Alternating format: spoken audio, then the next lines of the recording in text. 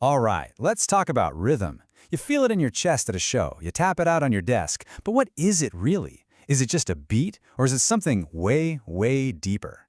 Today, we're going to decode the hidden language of rhythm, a secret code that connects ancient cultures, your favorite songs, and maybe even the universe itself. You know, for most of human history, rhythm wasn't just music. In a lot of traditional African thought, for instance, rhythm is a way of understanding life itself. Those interlocking patterns you hear, they're not just cool beats. They symbolize how every person in a community relies on everyone else to create a whole. It's like a map of life, told through sound. Okay, so to get a real feel for this, let's focus on one of the most powerful patterns on the planet, the 3-against-2 rhythm. You know that feeling where your head wants to nod to one beat, but your foot is tapping something else entirely? That's it, and it's everywhere, seriously. From West African drumming to Latin music, all the way to the bass line in Hound Dog by Elvis. It's this perfect little engine of tension. And that brings us to the core idea here, polyrhythm. Now, this isn't about making things complicated just for the heck of it. No, it's more like weaving. It's the art of taking these clashing, different pulses and weaving them together into one incredible fabric of sound.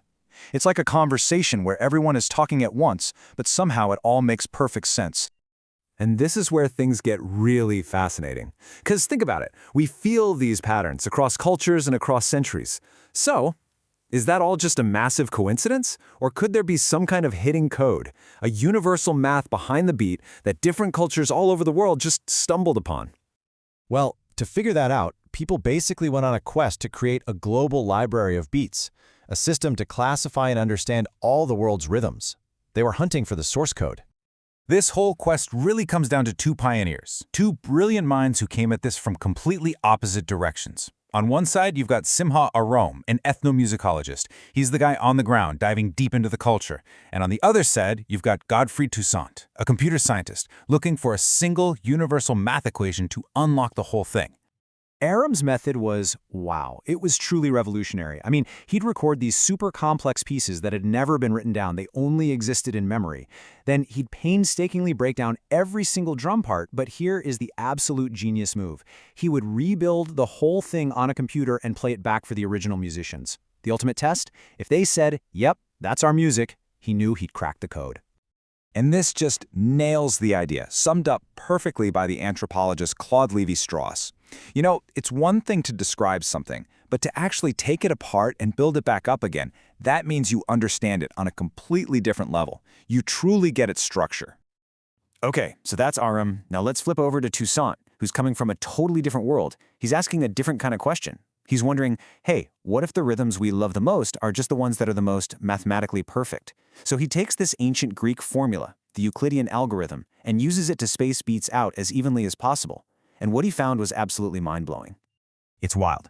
This one simple algorithm spat out a shocking number of the world's most fundamental rhythms. That trisila we talked about? Turns out, that's just a Euclidean rhythm called E38.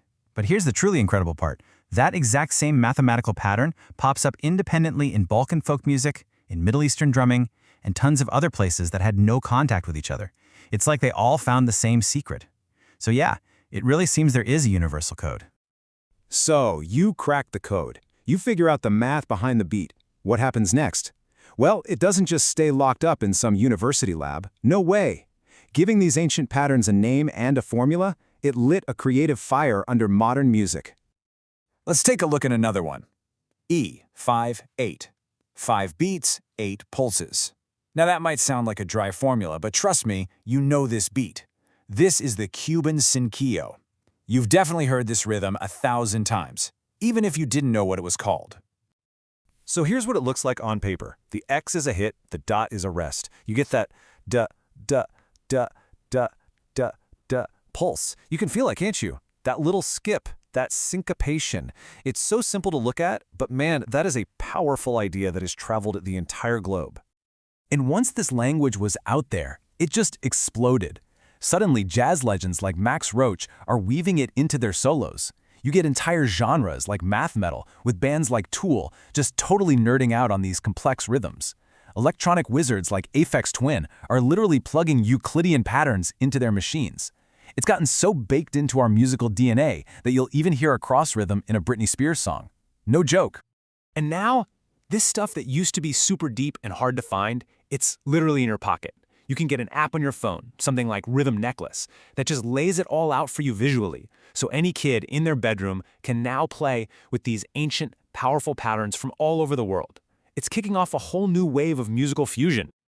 But okay, this is where we take a step back, because the story is so much bigger than just music. By cracking the code of rhythm, we accidentally stumbled upon a new way of thinking, a new model for understanding reality itself. Yeah, we're about to get a little philosophical. This brings us to this really interesting, kind of poetic text called the Spiral Codex, and it basically suggests that we've been thinking about rhythmic conflict all wrong. In this view, that clash of beats, that dissonance, it isn't a mistake. It's actually the engine. It's the tension that creates movement and pulls everything forward. The whole idea here is that the clash is what creates the beautiful result, that new forms are revealed because of the strain. It's just like in a polyrhythm, right? You have two different things rubbing up against each other, and that friction, that's where the magic happens. That's what creates something new and way more interesting. And that leads to this really profound thought. True wholeness, it isn't just about perfect, simple harmony. It's found just as much in tension. So maybe the universe isn't some simple, pretty melody. Maybe it's a giant, messy, beautiful, clashing polyrhythm. Okay, stick with me here, because this leads to a pretty wild concept, a spiral ontological architecture. Big words, I know, but here's what it means. What if the way music is built, with all its layers and cycles and repeating patterns, what if that isn't just a reflection of the universe? What if it's the actual blueprint, a model for how reality itself is put together, all based on resonance and rhythm? So when you think about it, maybe what hits us so hard when we listen to music isn't just the emotion. Maybe, on some deep, subconscious level, we're recognizing these universal patterns. Whether you're listening to Bach or an incredible drumming group, you're hearing fundamental structure.